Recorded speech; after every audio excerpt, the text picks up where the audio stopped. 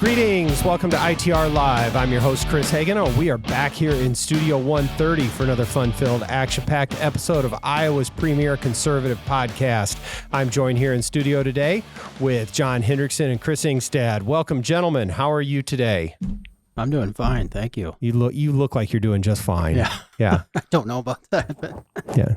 Yeah, we're all excited around here because it's best season. You had one on earlier. I only put one on because I had one in the office and you guys were all wearing it, and so I wanted to match. Yeah. Either way, we're a team here. It feels that way, so that's good. It is cold weather season. I feel like John's going to be stepping up his game for the fall season. Gets a little cooler. I love it. And if weather predictions hold for next week, it said highs in the 50s. That's my favorite. Now, you were talking about actually going back home next weekend. Yeah. Tell us a little bit about that. Well, my brother, he's picking up today, just bought a side-by-side. Nice. I think a Polaris. I don't know what kind, but yeah. And so every fall, usually October, we go bird hunting. Mm-hmm. And so I think I'm going to try to do that next week. So just bouncing around northern Minnesota in a side-by-side. That sounds, I'm sure it'll be plenty cold. Oh, I hope so. Has it snowed yet? Not yet, no. Oh, okay. No. Well, very good. But could be any day now. Yeah. I remember there was one Halloween, we had a massive blizzard. It was because my mom had took my brother and I, we went. You still got the candy, though, I hope, right? Well, we went trick-or-treating. We made it to a few houses. It started to snow, and I think that storm we ended up getting about 3 feet of snow, and we barely got home. So was that's fantastic. Yeah. Well, very good. I had some frost on my car this morning. Yeah. Because it's that time of year. So, all right. Well, we have a lot to talk about today, gentlemen, on a kind of wide-ranging subjects. But I wanted to kick us off. We've promised the folks that we'd come back around to the mailbag now and then. So I brought in. I am an aficionado of political mail. I like it. I like to read it, see what works and what doesn't. So I've got some stuff here that I've gotten in my mailbox lately, and I try to kind of different themes, different campaigns. But I got my first mailer in a while from Tim Scott. So I hadn't seen much from him lately. Did you see this one, John? I have not seen that So one. I'm going to hand it to you because it says Tim Scott getting America back to work and creating the next great American century. So does that resonate? You've talked a lot about economic policy. What's your first takeaway on that, seeing that? Well, I mean, there's some good ideas on here, but it's really, and this is my problem with Tim Scott's campaign, is there's a lot of nothing. I mean, there's a lot of generalities, and there's really no substance behind it. So, Most political mailers otherwise known for the substance they deliver. Exactly. Well, I mean, but this is really, so putting Americans back to work. Cut red tape, expand the success of opportunity zones, stand up for blue-collar, hardworking Americans, rebuild American manufacturing supply chains, increase financial literacy opportunities.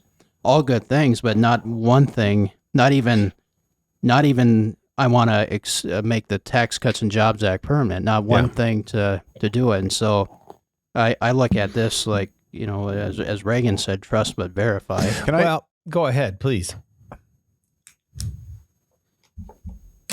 I fear electing senators to the presidency because every generation of senator, with the exception of maybe like a Chuck Grassley, their only political history is just voting against the other side. It's not really about getting things done. And I think there's value in electing people who've been a governor because you're forced to actually get things done in your state. It's not just obstruction politics, right? So part of me wants to go like Tim Scott, probably the right priorities and such. What have you done to actually deliver on those things? Because you've really just voted no most of your career against what the Democrats have put up. And I mean, I think so I'd have fear about electing senators to that office right now. Because I'll be honest, it's not like the federal government is functioning just super duper well. So why do we want to take somebody out of there and put them in charge of the whole thing? Anyway. Yes, and I like Tim Scott, and this is not a negative on Tim Scott. I really do.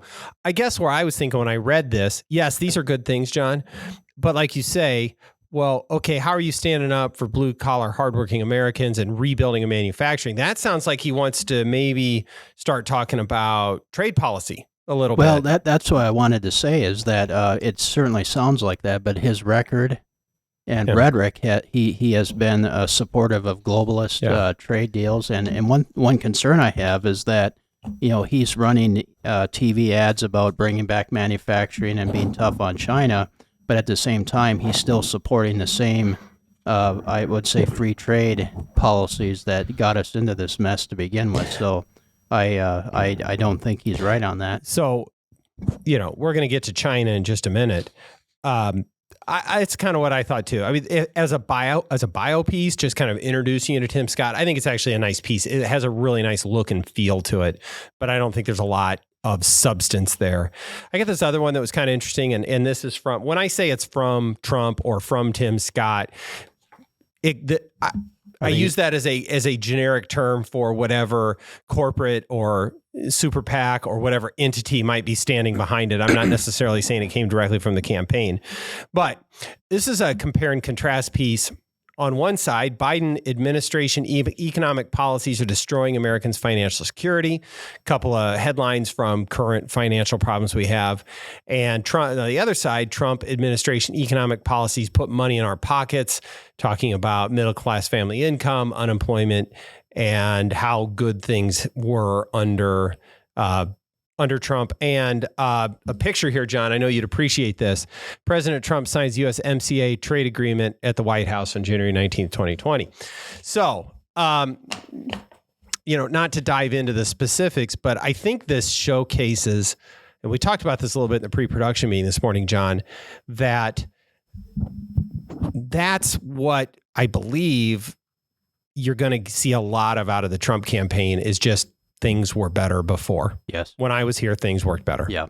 And I think it's a pretty simple message. And I think a lot of folks just sort of get that. Yep. Okay. Okay. Now there's a hit piece on Trump that I got, which was who was calling the shots. Now you thought this was, I thought it was Harry Reid. Yeah. No. Looking at it upside down, I don't think that's a stretch. No, it is. We've got a picture of Fauci and Trump and a giant needle. I don't know if that actually is but this is from Finish the Fight, Inc. I have no idea, but it's clearly a hit on President Trump for allowing for his COVID response. Do you think that's fair, John?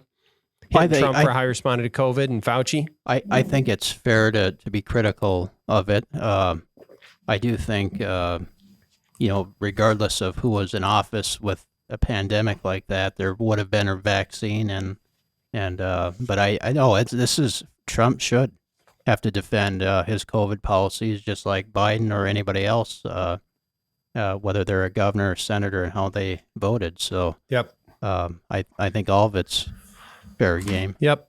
Finally, we said we'd come back around to this with China. Nikki Haley with another very strong piece on China, talking about China is not our ally. A bunch of quotes and headlines about China, what they're doing, and quotes on her and how she's going to battle communist China. So going back around, I think, and maybe incorporating the Tim Scott statement on some of that, let me ask you a question. Setting President Trump aside for a minute, because this really is almost a two-track campaign at this point. Who in the Republican field do voters trust on China? And I'm going to pivot after we get past this question. Yeah. I think right now if one looked at the polls and momentum, and I would say that, taking Trump out of it, then I think Nikki Haley has the momentum right now on this track. I think so. And then I wanted to ask you, do you agree with that, Chris? And do you think that's moving voters? And then whatever else you wanted to talk about. For lack of a better, if I had to pick one, it seems that there's some momentum for Nikki Haley. So maybe they trust her on some of the foreign policy things. I don't know if that's specific. And she's had many sort of anti-China mailers that are similar to that. So maybe that's moving the needle. Maybe it's something else. I don't know. But my thought that I had this morning was, and I think we'll probably touch on Israel here, but China is just always a constant threat, right? Economically, certainly, maybe militarily, but they're always a threat that is out there, right? And then we've got the conflict between Ukraine and Russia and some debate within this country, how much should we be involved or not? And then we've got the stuff over the weekend with Israel and Hamas and maybe Hezbollah and on and on. And it would be interesting to know how Americans view President Biden, President Trump, and some of their candidates. How much do you trust them on foreign policy? Who do you trust the most? Who do you trust? Who do you absolutely not want? Because I think the what's going on in Israel probably ratchets this all up to a whole nother level. I think that's right. When I was just glancing at the last ITR Foundation poll that we did among Iowa voters, national security was only 3% as their top priority. And maybe I could argue that national security and foreign policy sometimes are different subjects. Yeah. Sometimes are the same. Well, I would also say that the top priority was inflation in the economy at 24%, and that was higher among Republican voters. And I think with regard to China, I think that bleeds over a little bit. I think some of that trade policy part of it, and and I think clearly trade policy with China is part of our And I just want to make a quick comment on that, because here's why I think, at least within the Republican circles, people are seeing more credibility with former President Trump on this versus Nikki Haley or any of the other competitors, because they're using definitely very hawkish rhetoric in regard to China. But one thing I think they're missing is they're still embracing the old paradigm of saying that we can use the international-based rules system to deal with China. And Trump, for example, when he was in Cedar Rapids, Waterloo this past weekend, gave a great address at Cedar Rapids calling for basically a revival of economic nationalism, and certainly speaking directly to not just dealing with China, but also how we need to deal with not just China, but other competitors moving forward.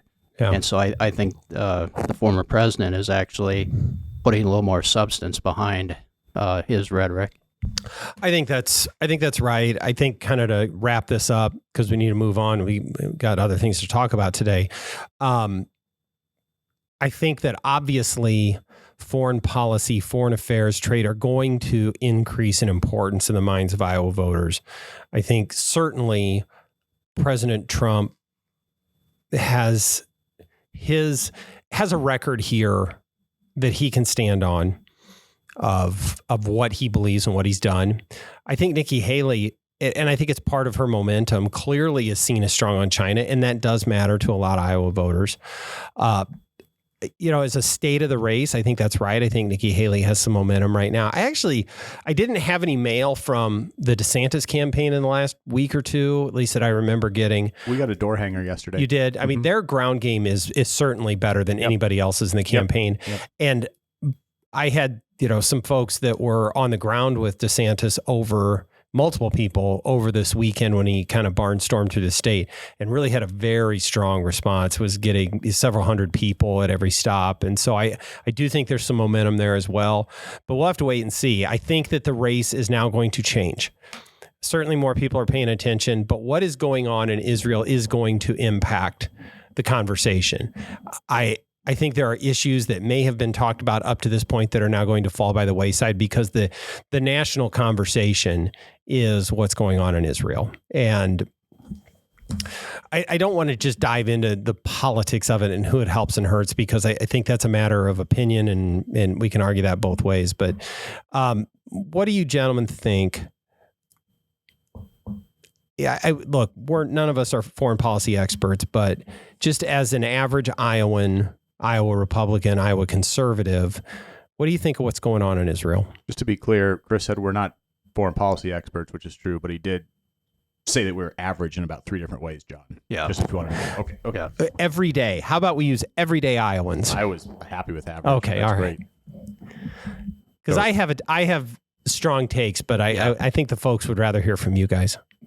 Well, I think there's a number of things to look at in terms of, I think, especially if this continues to, I don't know if you want to call it a war now. If it continues to expand, it's going to be a prime issue. And also, Republicans, especially the base, is very supportive of Israel. I mean, Israel is an ally of us, our best and most important ally in that region.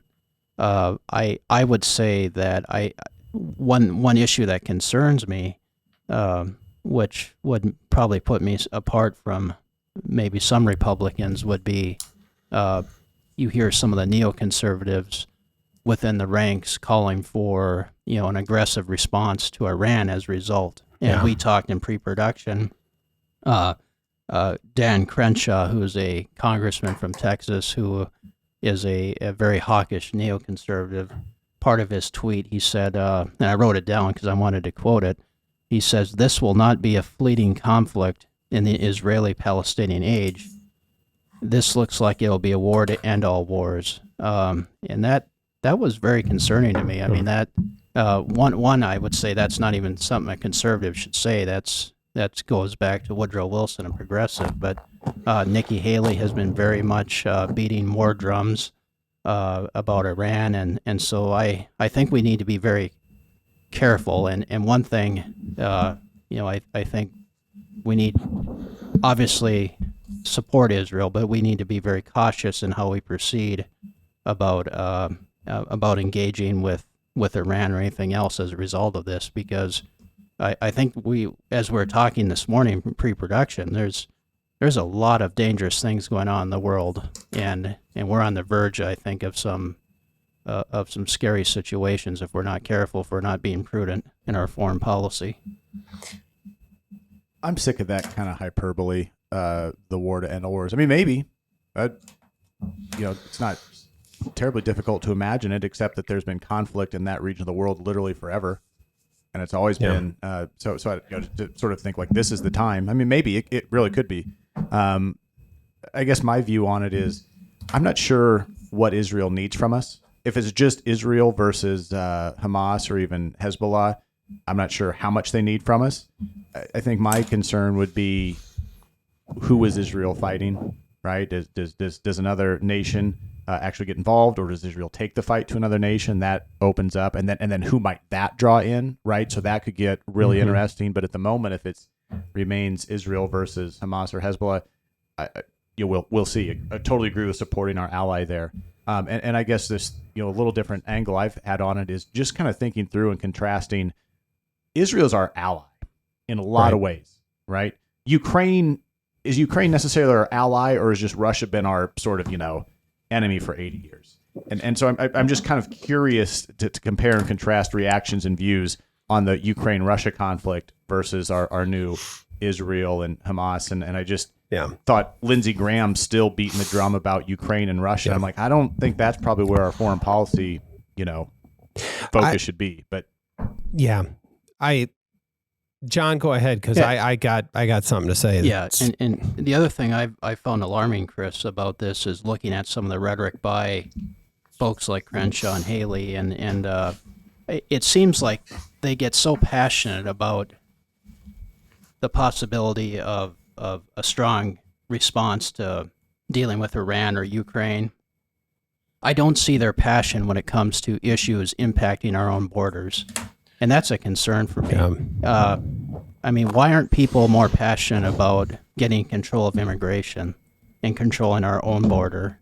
And it seems like they're more concerned, some of these politicians are more concerned with borders of other countries. I mean, there's a lot of people that are being hurt by illegal immigration, and we don't know who's coming in. There's people that are being killed with fentanyl as a result of that. And it just seems like, well, that's just like another news story we see, but yet let's let's beat the war drums over Here, So something are else. you saying we should think about America first, John? Absolutely. Okay. Yeah. here's what I have several thoughts. You're right, Chris. You can't take Ukraine and Israel and try and compare them from a get involved, not get involved. They are completely different from our own national security, geostrategic importance, why we're there, and all of that. Allies, not like.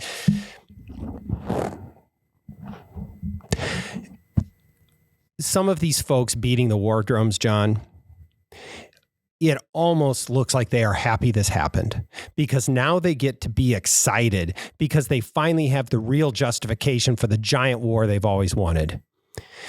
And yes, look how happy I'm going to make the defense industry now that the bombs are going to fly indiscriminately everywhere. I completely agree with that. And I see it even from good, and I don't think they mean it maliciously, good fellow conservatives that defend Israel, is that there's like, yes, we're going to go bomb everyone. Okay.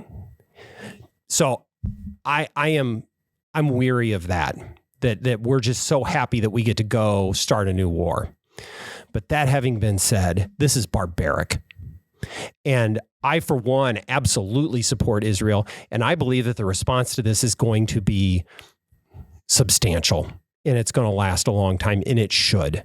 Because what happened in this is truly barbaric that we have not seen in our times. Women raped and murdered, children killed in their beds, families executed together, or maybe even worse, watched to see their children executed. They picked this concert they were at because that's where they could kill as many people at one time as possible. They're executing civilians. This is not collateral damage. No, from a military action. Right. They're executing civilians. This is and what Israel has said is that they just simply want to push us into the sea. And they have said that. And this is part of it. They simply want to kill as many Jews as possible. I'd encourage anyone to listen to the Ben Shapiro monologue on this yesterday. This is about hatred of Jews. And the left often, some on the right, want to separate Zionism from, anti-Zionism from no, they are the same here. This is truly barbaric. We shouldn't be happy about any of this. We shouldn't be eager to go fight a war just because we like war. What we should be eager to do is to stamp out the evil that is marching through this. So that really bothers me, but it bothers me on both sides. I saw a picture today that was a child's bed that was blood soaked while still had the water bottle and the kids' sheets and a stuffed animal lying in it. So go home and see your family tonight and decide what you think the response is to people that would take an otherwise civilized country and do that to them. I have no time for it. It requires a swift, severe response. And I, for one, hope that my country is fully supportive of that response. So I want to move on a little bit, though, to what also angers me beyond the evil that was perpetrated on Israel is some of the things that this country here has been complicit in laying the groundwork for this. We've seen reports that there are weapons and supplies that were left behind in Afghanistan that have found their way to Gaza. Again, just left behind in Afghanistan. What did you think was going to happen with that? Right. Because this administration and this Congress. Right. Just walk away and leave it all for them. And that goes back to how horribly we bungled that effort. We just recently gave Iran $6 billion as part of a deal. They said, yeah, we might use that for whatever we want to use. And Democrats doing damage control to try, oh, no, that money was for something else. Oh, give me a break. That money is fungible. And we all know where that money is going. Let's not forget the other part of all of this, and I'm going to get around to your issue that you brought up in just a minute, John. Let's not forget our changing energy policy and relaxing the sanctions on Iran at the same time. How much money is Iran making right now because they're selling high-priced oil? Because we're not producing it and we're off chasing, whatever magic electricity or whatever we got over here. Meanwhile, while we make our own products more expensive, drive up inflation, drive up consumer cost for Americans, that $4 gas you're paying at the pump, part of that is because Iran's printing money over there because of the Biden administration policies.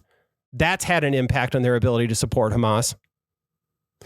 And does anybody think that our completely porous southern border is comprised entirely of folks trying to seek a better life for themselves? Or is it from Central America? From Central America. Yeah. Or is it possible that there are some people that have come across the border who intend to do us harm? John, is it possible? Oh, absolutely. I mean, there's it's been documented. I mean, they know, for example, Chinese nationalists coming across even.